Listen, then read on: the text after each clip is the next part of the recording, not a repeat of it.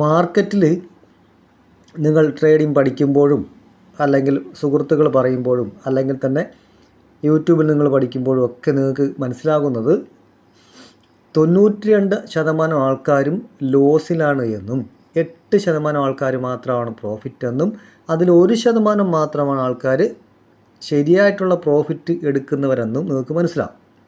അപ്പോൾ ട്രേഡ് ചെയ്യുന്നവരാണെങ്കിൽ നിങ്ങൾ ചിന്തിക്കേണ്ടത് അല്ലേ, കമ്പ്യൂട്ടറിനെക്കാളും പവറുള്ള കുറേ ന്യൂറോൺസുള്ള നിങ്ങളുടെ തല ഉപയോഗിച്ചുകൊണ്ട് ചിന്തിക്കുക. ഓക്കെ, ഇത്രയും ആൾക്കാർ എന്തുകൊണ്ടാണ് നഷ്ടം വരുത്തുന്നത്, അല്ലെങ്കിൽ ചെറിയ 8% ആൾക്കാർ അല്ലെങ്കിൽ 1% ആൾക്കാർ മാത്രം എന്തുകൊണ്ട് പ്രോഫിറ്റ് ഉണ്ടാക്കുന്നു? അപ്പോൾ ഈ 2 കാരണത്രയും അല്ലെ, നഷ്ടം ഉണ്ടാക്കുന്നവരുടെ റീസണുകളെയും പ്രോഫിറ്റ് ഉണ്ടാക്കുന്നവരുടെ റീസണുകളെയും നിങ്ങൾ അത് കണ്ടെത്തുക, അതിനെപ്പറ്റി പഠിക്കുക, അതിനൊരു സൊല്യൂഷൻ ഉണ്ടാക്കുക. ഓക്കെ, അതിനൊരു സൊല്യൂഷൻ കണ്ടെത്തിക്കഴിഞ്ഞാൽ നിങ്ങൾക്ക് നല്ലൊരു വിജയിയായ ട്രേഡറാകാൻ കഴിയും.